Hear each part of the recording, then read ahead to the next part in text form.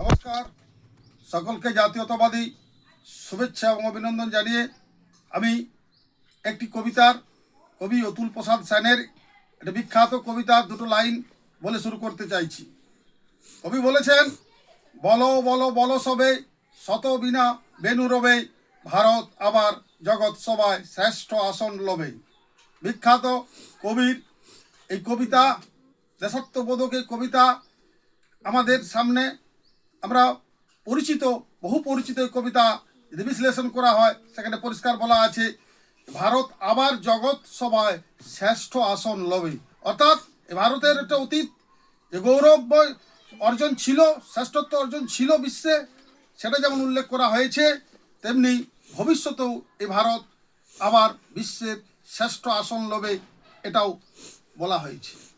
কবিতাটার কবির যে বিশ্লেষণ, সেটা আমরা অতীতের যে গৌরবময় ভারত ছিল সেটা যেমন উঠে এসেছে, যদিও বর্তমান আমরা যে ইতিহাসের যে সিলেবাস সেখানে অতীত গৌরবময়কে তারা অনেকটা ম্লান করেছে, তুলে ধরতে চায়নি, কিন্তু এটা অতীত গৌরব যে ভারতের ছিল দীর্ঘকালীন, সেটা কবি বলেছেন। আমি এটা বলতে চাইছি, ভারত আবার জগৎ সভায় শ্রেষ্ঠ আসন লবে, অর্থাৎ ভবিষ্যতেও ভারত যে আবার বিশ্ব শ্রেষ্ঠ হবে, এটাও কবি বলেছেন। আমরা বর্তমান বিশ্ব রাজনীতি, বিশ্ব ভূ রাজনৈতিক জিও পলিটিক্স নিয়ে আমরা যারা আলোচনা করি, যারা আমরা খবর রাখি, তারা ভালো করেই জানি বিশ্বের এই মুহূর্তে উন্নত দেশগুলো একে অপরের বিরুদ্ধে যুদ্ধে লিপ্ত।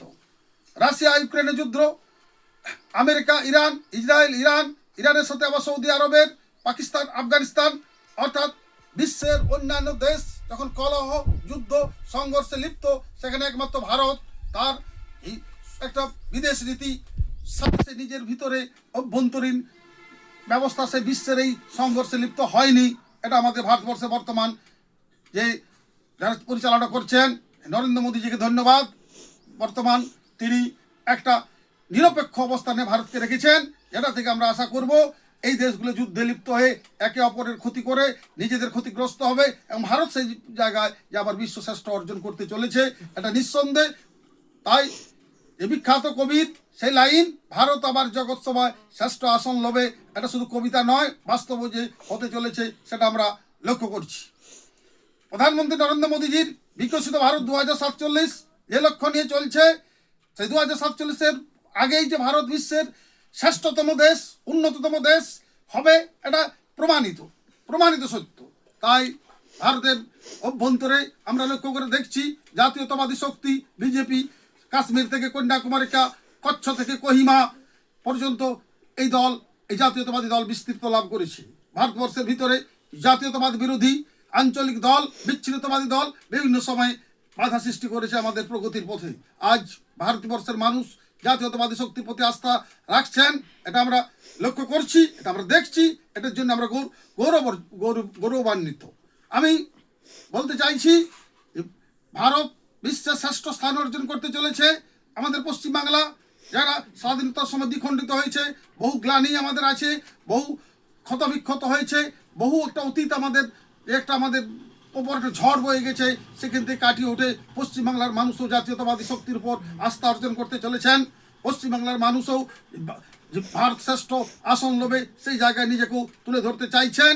তাই আমরা 2024-এর যে নির্বাচন, জাতীয়তাবাদী শক্তি ভারতীয় জনতা পার্টি পশ্চিমবাংলায় প্রথমবার ক্ষমতা দখল করতে চলেছে। পশ্চিমবাংলার মানুষও যে জাতীয়তাবাদী শক্তির উপর আস্থা রাখছেন, এটা আমরা দেখছি।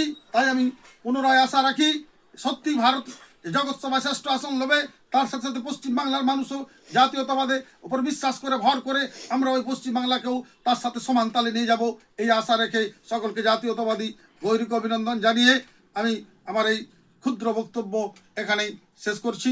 নমস্কার, বন্দে মাতরম, ভারত মাতা কি জয়, বিজেপি জিন্দাবাদ।